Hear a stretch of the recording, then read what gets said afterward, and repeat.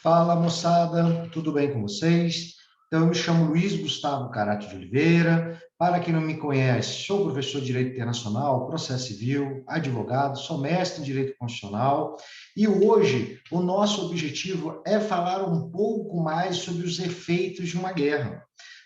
Convido os senhores a assistirem o vídeo sobre guerra ou conflito da Síria e também um podcast que foi realizado na última semana a respeito do atual conflito entre a Ucrânia e a Rússia, mostrando uma visão um pouco mais ampla do real motivo deste conflito.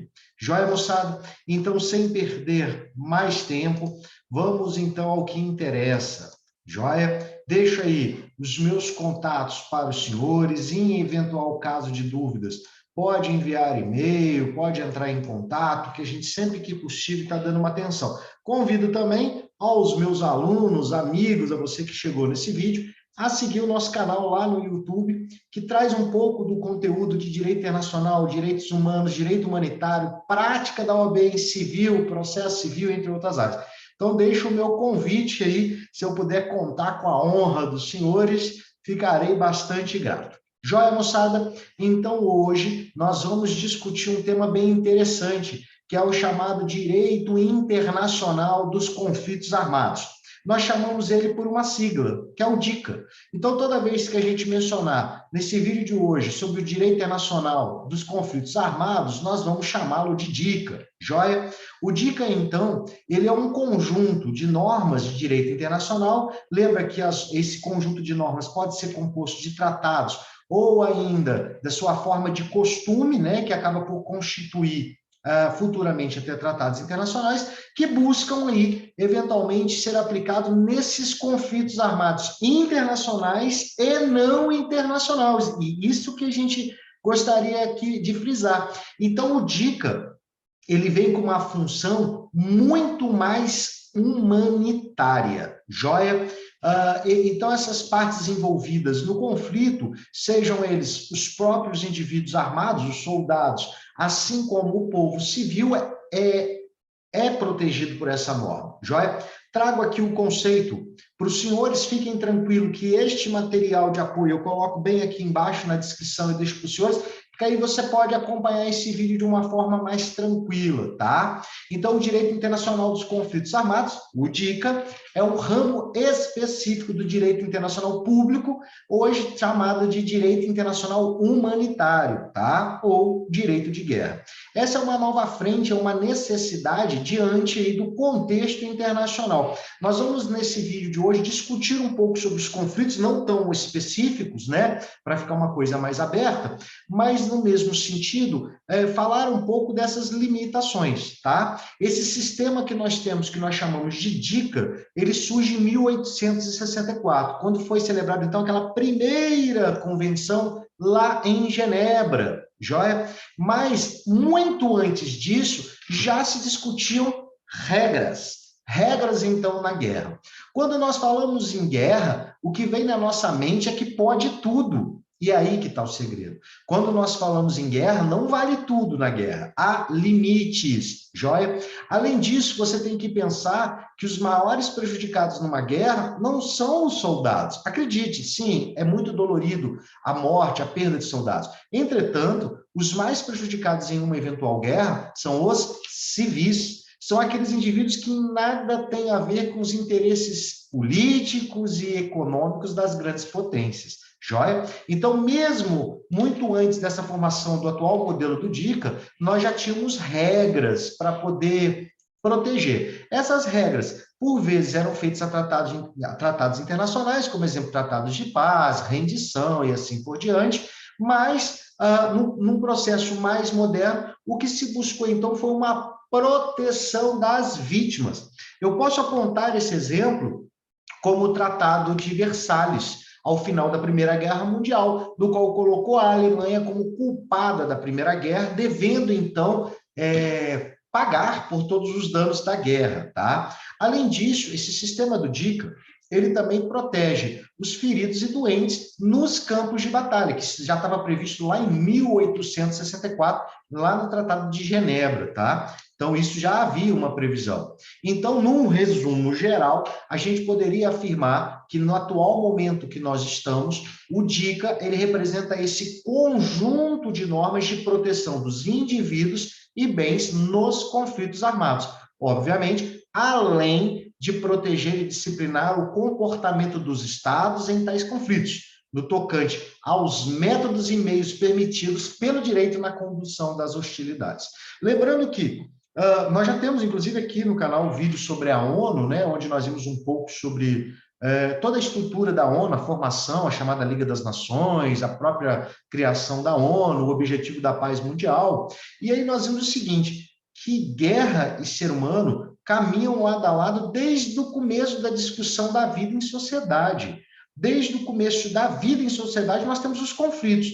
Se você gosta ou curte de assistir um filme, uma série, em dado momento você viu eventual conflito entre reis, entre estados e assim por diante. O conflito é inerente ao ser humano. A questão que nós pontuamos aqui é a forma desses litígios, os limites desses litígios, os efeitos dele junto aos civis. Quando nós falamos em DICA, se tem um ápice do nosso vídeo de hoje, seriam os princípios básicos do DICA, tá? Então, a finalidade do DICA, obviamente, foi limitar, aliviar, sempre que possível, as consequências da guerra, né? Buscando aí conciliar a necessidade militar, que é o uso da força militar em uma guerra, a questão tática desse uso da força e ainda a observância aos princípios humanitários numa guerra, tá? Então, para se congruir, se unir todos esses meios, foi necessário a criação de alguns princípios, que nós passamos, então, a analisá-lo, cada um deles, a partir desse momento. Primeiro deles, o chamado princípio da distinção. Então, deve ser distinguido os combatentes dos não combatentes, ou seja, os soldados dos indivíduos que não são soldados. E aí, nesse soldado, eu queria colocar um asterisco. Olha só, soldado não é apenas, e aí o soldado no sentido de combatente, tá? Vou falar combatente, ficar mais técnico. O combatente, por si só, não é só o soldado, aquele que tem formação militar, mas é aquele que lança a mão de participar de eventual conflito. Por exemplo, se eu pego uma arma e entrego na mão de um menor, uma criança, ele é considerado um combatente. Muito embora nos cause esse extremo mal-estar, ver uma criança segurando uma arma, um fuzil, o que seja, mas ele é considerado um combatente, diferente daquela criança que está sofrendo os flagelos da guerra, está fugindo, aquilo é um não combatente. Então, a gente tem que ter um pouco mais de cuidado. Então, o princípio da distinção, ele diz que tem que distinguir os combatentes dos não combatentes, e esses combatentes nessa linha que eu expliquei para os senhores. Além disso, os bens de caráter civil e de objetivo militar. Observa que nós não falamos bens e edifícios militares. Sabe por quê? Porque eu posso ter bens civis sendo utilizado com fins militares. E aí está uma grande discussão. Imagina um grande prédio residencial, que obviamente é um prédio civil. Entretanto, se ele é utilizado para resguardar combatentes, ele perde o caráter civil. Se ele é utilizado, por exemplo, para armazenamento de armas, ele perde o caráter civil. Além disso, nós vamos ver nos próximos princípios que o prédio civil ele não poderia, e olha o que eu não falei pode, que poderia ou não deveria, ser objeto de um ataque, tá? Eles não devem, mas infelizmente nós temos as consequências de eventuais ataques, tá? O princípio da limitação. Então, os indivíduos que encontram-se em guerra, sejam eles estados, sejam eles dentro do mesmo estado, né? Eles devem utilizar os meios que causem dano ao inimigo, mas esse dano não é ilimitado. Como eu disse no começo do nosso vídeo de hoje, não vale tudo na guerra. Há limites que têm que ser observados. Além disso, tem que se levar em conta que não deve ser utilizado meios que levem sofrimentos desnecessários. Então, por exemplo, é muito mais fácil pegar uma bomba atômica e destruir toda uma cidade do que atacar alvos militares, mas isso não é tolerável diante do DICA. Então, eu tenho que excluir os métodos que possam levar sofrimento desnecessário e ainda danos supérfluos, ou seja, destruir toda uma cidade. Em regra, seria uma tática muito mais simples, né? Destruir tudo ao invés de destruir pontos, mas isso não é tolerado, joia?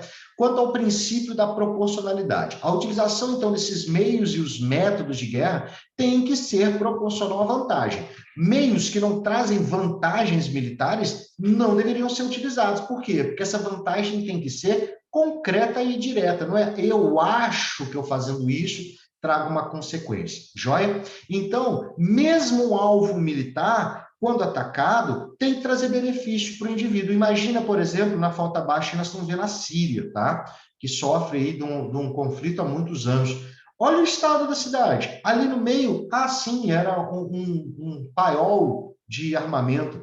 Mas compensa destruir tudo só pelo paiol? Essa é a questão, essa é a técnica e o meio empregado para esse fim. Então tem que ser proporcional o ganho da militar e ainda as consequências desse ganho. Como eu disse, não vale tudo numa guerra. Quanto à necessidade militar, esse princípio, ele diz então que em todo conflito armado, com o uso de força deve corresponder à vantagem militar que se pretende obter. As necessidades militares não justificam condutas desumanas, tampouco atividades que sejam proibidas pelo DICA. Aqui nós temos dois cenários abaixo, bem complicados. Primeiro, à direita, nós temos aí o resultado da Segunda Guerra Mundial, que são os campos de concentração. Ou seja, pelos ideais, naquele combate de exterminar os judeus, valia tudo. Não vale. Ao mesmo tempo, à esquerda, nós temos aí a nuvem de bombas lançadas no Oriente Médio. Então, assim, não é prudente e ainda juridicamente possível valer tudo e não observar esta questão da conduta desumana. Então, eu tenho que observar, como o princípio anterior, as vantagens militares e ainda a necessidade militar. É necessário fazer esse tipo de conduta? Esse tipo de conduta que nós estamos vendo aqui do lado, né? Que na verdade, diagonal, é realmente necessário? Não. Isso aqui, obviamente, fere os direitos humanos mais básicos do indivíduo. Então, isso não é válido, isso não é permitido no direito internacional. Quanto ao princípio da humanidade, que é o grande viés do DICA, tá? Então, pelo princípio da humanidade, veda qualquer tipo de conduta que gere sofrimento às pessoas, ao patrimônio e ainda que se esses atos, olha a proporcionalidade, se esses atos não forem necessários para obrigar o inimigo a se render. Então, quer dizer que, às vezes, eu posso ter até mesmo um ato desumano com o objetivo de ver o inimigo se render? Olha que perigoso isso. Então, os efeitos de uma guerra, às vezes, acabam por atingir aqueles que não têm nada a ver. Vou dar um exemplo. No atual conflito que a gente está vivendo, nós estamos com o estrangulamento das cidades ucranianas com o objetivo de que as pessoas passem fome. Você está brincando, professor? É sério, moçada. O objetivo de estrangular a Ucrânia, ou seja, fazer corredores militares em volta das cidades e, às vezes, nem atacar tanto a cidade, é que os indivíduos, os civis, que se encontram nessa cidade, começam a ficar contra o seu próprio exército. Fala, poxa, olha só, eles não estão deixando entrar comida. Para que eles estão fazendo isso? É uma ideia de questionar, tá? Então, são proibidos, gente, ataques exclusivamente a civis. Por exemplo, na foto da esquerda, vocês podem observar um ataque com gás. Tá? O ataque com gás, inclusive, ele é proibido desde o começo do século passado, mas houve pelo menos um argumento que a Síria haveria utilizado uma bomba de gás contra seu próprio povo. E aí, sobre esse argumento, outros países bombardearam a Síria. Esta questão, na esfera internacional, de uma forma mais fria, sem tanta emoção jornalística, por vezes é questionado se o próprio chefe de Estado bombardearia seu próprio povo com armas químicas, biológicas ou gases e assim por diante. Olha, não é prudente esse tipo de conduta. Sabe por quê? Se o chefe faz isso, por exemplo, no atual conflito, e não adianta a gente não tentar vincular ele, né? O atual conflito que eu falo, nós temos vários, nós vamos falar do conflito em pauta hoje, que é a Rússia e a Ucrânia. Nesse conflito, a mensagem foi dada: caso a Rússia use a qualquer momento bombas biológicas, química, gases, qualquer tipo, os outros estados entrarão, independente da Ucrânia fazer ou não fazer parte da OTAN. Então, olha que loucura. E se, por exemplo, acontecesse um ataque com uma bomba dessa, já imaginaram? Então, isso que pode ter acontecido naquele ataque da Síria, que eu não vou me render a discutir isso nesse momento, tá? Agora, uma coisa que nos causa um pouco de desconforto é saber que vítimas civis sempre vão existir e que o próprio princípio da humanidade entende isso, entende o seguinte, que são os efeitos reflexos, né? Ou seja, em uma guerra é difícil você não ter dano aos civis. Entretanto, devem ser tomadas cautelas para mitigar esses danos, ou seja, que os danos ocorram da menor forma, da menor gravidade possível, aqueles que realmente não têm nada a ver com esta questão. Poderíamos aqui encerrar a nossa discussão hoje, mas quando nós falamos em formação do DICA, nós temos que trazer alguns processos históricos dessa discussão. O direito de Genebra, o direito de Haia e o direito de Nova York, tá? Aqui nós temos a Convenção Original de Genebra, que vocês podem observar, muito bonita, né? Entretanto, vamos ao que interessa. O direito de Genebra, então, ele teve como objetivo salvaguardar e proteger as vítimas dos conflitos armados. Então, quais são as vítimas que ele buscou proteger? Os membros das Forças Armadas fora de combate, os feridos, os doentes, os náufragos, os prisioneiros de guerra, a população civil e todas as pessoas que não participem ou tenham deixado de participar das hostilidades. Ou seja, todos aqueles indivíduos que não estão participando diretamente do conflito, tá? E ele foi feito, então, pelas 4 convenções de Genebra de 1949. A primeira convenção, ela tratou, então, de trazer ideais de melhoria da condição dos feridos, joia? E dos enfermos das Forças Armadas em campanha. É uma questão humanitária, tá, gente? Aqui abaixo nós vemos algumas imagens, mas o indivíduo, ele combate no campo de batalha, é ferido, e aí gera uma discussão, então ele tem que morrer. Não, ele é um ferido. E ele merece, por uma questão humanitária, ser cuidado. E é isso que a primeira Convenção de Genebra traz, que é a condição dos feridos e dos enfermos das Forças Armadas em campanha, que são aqueles que estão na linha de frente. Vocês podem observar que nós temos aí vários médicos na linha de frente da guerra que usam essa bandana lateral no braço, conforme a gente vê na imagem do meio, né? Ou ainda as enfermeiras de guerra, como nós tivemos na Segunda Guerra Mundial, um grupo gigantesco de mulheres e homens que cuidavam dos enfermos e doentes, dos enfermos e feridos, né, na verdade.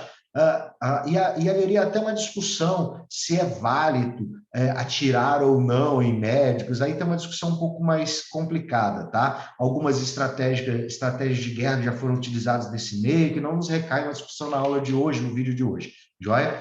A segunda Convenção de Genebra, então, ele trata da melhoria das condições dos feridos e enfermos, especificadamente e náufragos das Forças Armadas do Mar. Porque quando nós tivemos a evolução da guerra, nós tivemos saída do campo terrestre e ainda os combates ao mar e ainda os combates aéreos, joia? A terceira Convenção de Genebra, ela é relativa ao tratamento dos prisioneiros de guerra, tá? O prisioneiro de guerra, ele infelizmente é uma consequência e necessidade da guerra. É através dele que às vezes um chefe de Estado força o outro a se render. Fala, olha, tenho pessoas do seu povo aqui comigo. E como tem pessoas do seu povo, é uma arma a mais, tá? Às vezes, né? Quando a gente tem chefe de Estado que respeita o seu povo. Mas quando não tem, enfim.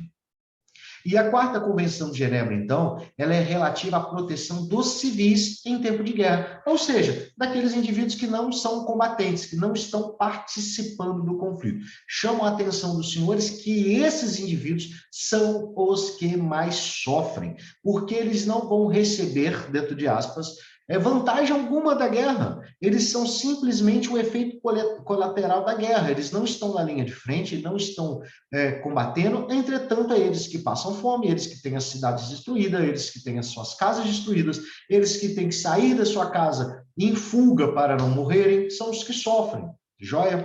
Além dessas 4 convenções que nós acabamos de ver, nós tivemos alguns protocolos que foram sendo adicionados, tá? Dentre esses protocolos, chamo 2. O primeiro, chama atenção a 2. O primeiro, que é relativo à proteção das vítimas dos conflitos armados internacionais, e o segundo, que é, então, a proteção das vítimas de conflitos armados não internacionais, ou seja, aqueles que ocorrem dentro de um Estado, quando tem dentro do mesmo Estado um conflito. Por exemplo, quando eu tenho um indivíduo que toma o poder e eu tenho aí indivíduos com forças paralelas tentando lutar contra esse governo dentro de aspas ilegítimo, perfeito?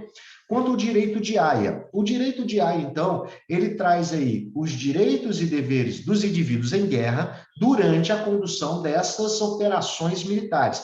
Ele traz o objetivo do direito de Haia é impor determinados limites de uso das forças durante a guerra. Nós temos aí a Convenção de Haia de 1899, que foram revistas em 1907, e um monte de acordo depois que foram sendo complementando. Mas quando nós falamos em Haia, nós estamos falando em guerra. Nós estamos falando em armamentos, meios utilizados e assim por diante. Quando nós falamos em Genebra, nós estamos falando nos efeitos colaterais da guerra, que são os feridos, são os doentes, são e assim por diante, os civis. Então, olha os objetivos diferentes. Um versa sobre os efeitos colaterais da guerra, feridos, enfermos e civis. E o direito de Haia, ele traz, então, sobre a regulamentação da utilização de armas de forma mais específica, tá?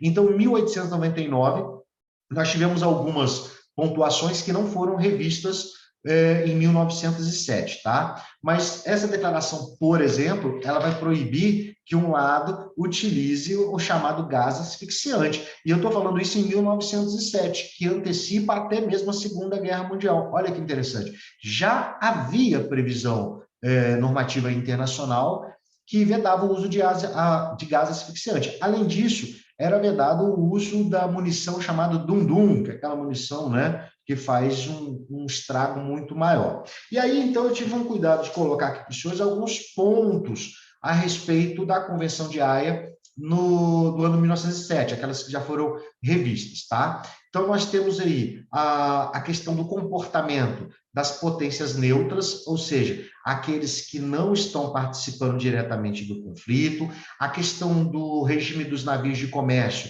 no início da guerra e ainda quando ele se converte em navio de guerra. Então, eu tenho um navio que é de comércio e depois ele é convertido em navio de guerra, tá? A questão da colocação das minas chamadas minas subaquáticas automáticas, que são aquelas para explodir em submarinos. Nós temos a questão da proibição de lançar projétil explosivo a partir de balão. Você fala, balão? Sim, 1907 é o começo do século passado, então como é que a gente ia discutir jato supersônico em 1907? Joia? E aí, em 54, então, nós tivemos uma ampliação interessante, que em 54 a gente ainda estava observando os efeitos do final da Segunda Guerra Mundial, aonde, por exemplo, a União Soviética, os aliados, a questão da própria Alemanha, destruindo patrimônios culturais dos estados que estavam em litígio. Inclusive, alguns dias atrás, nós tivemos a destruição de um teatro muito antigo na capital da Ucrânia, sobre o argumento que que esse ambiente estava sendo utilizado para resguardar combatentes. Infelizmente, as notícias nunca são tão líquidas como a gente imagina, né? E de outro lado, nós temos uma argumentação que é aquele museu e teatro, né? Que era um museu-teatro, era utilizado para fins de resguardar crianças. Olha só. Então, essas discussões da guerra são muito complicadas, né? Os olhos da guerra são muito difíceis de serem analisados. Por fim, nós temos o chamado direito de Nova York. A doutrina dentro do direito internacional adora chamar esse direito de Nova York de direito misto. Por que direito misto? Porque ele faz um conjunto das primeiras normas de Genebra, das legislações posteriores e até mesmo, no mesmo tempo, de Haia, e uma formação mais moderna, que é a questão da ONU, tá? Que é essa visão pós-1948, meados da década, né, de 50, com a criação da ONU, com a questão da criação de novas normas, normas mais modernas a respeito da guerra, do uso de armas, a questão da busca pela redução das armas atômicas, de ver o ser humano como ponto central da norma, que é a criação da dignidade humana do indivíduo, né? A discussão da dignidade humana e assim por diante, tá? Essas evoluções, né, que o ser humano vem passando durante as últimas décadas, esta evolução também ocorreu na forma das tecnologias utilizadas em emprego na guerra. Então, se nós tivemos aí uma evolução de toda a sociedade, da tecnologia, essa tecnologia também foi utilizada para fins militares. Além disso, hoje nós temos um pouco de diferença na motivação dos conflitos. Os conflitos que nós tínhamos nas últimas décadas, nas décadas anteriores, era muito inerente à questão de território. Hoje, nós temos questões mais emblemáticas, tá? Que são algumas questões que envolvem muito mais, não que aquelas não envolviam, sob o argumento de serem conflitos territoriais, né? Mas hoje nós temos alguns conflitos muito mais inerentes à questão de interesses econômicos, infelizmente, tá? Então, quando nós tínhamos o direito de Haia, com a questão da proteção do uso de armas, né? E a questão de Genebra, que versava apenas como efeito, o direito de Nova York, chamado direito misto, ele faz um conglomerado, ele junta isso nessa visão nova de criação da ONU, tá? Então, a vinculação do DICA, que são todos esse formato que nós vimos, ele traz um caráter de complementar a limitação da proteção dos direitos humanos que nós vemos vindo, tá?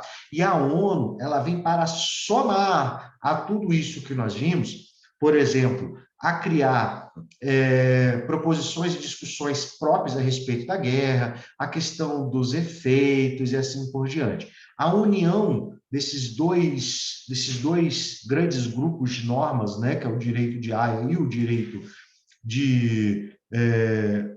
de Genebra, eles são complementares com uma visão mais moderna do direito de Nova York. Joia? E aí, nós temos aqui alguns exemplos que eu deixei no material de apoio para os senhores, com a questão do gás asfixiante, lá no protocolo de 25, nós temos aí a ampliação do tipo, incluindo a questão de meios bacteriológicos, que naquela época não eram previstos em 72, e aí depois nós temos a ampliação para a questão de armazenamento, depois busca-se, no primeiro momento, a proibição do uso, depois a proibição da criação, e depois busca-se até mesmo a destruir essas armas. Essa é uma evolução dentro do direito humanitário internacional. Então, primeiro, a gente busca, você tem, mas você não usa, depois a gente busca que você não produza e, por fim, que você destrua aquelas que já existam. Tá? Então, o direito de Nova York, ele caracteriza por instrumentos que abarcam aspectos de Haia e de Genebra, em forma de complementariedade, ou seja, se completam e trazem de uma forma mais específica toda essa legislação internacional. Moçada, vamos aqui encerrando nossa vídeo aula de hoje, e eu gosto de deixar muito uma frase. Essa frase, ela é uma adaptação de vários outros autores, mas ela mora na minha mente de uma forma muito grande, que o homem é o único animal que busca a paz através da guerra. Ele justifica a guerra buscando paz.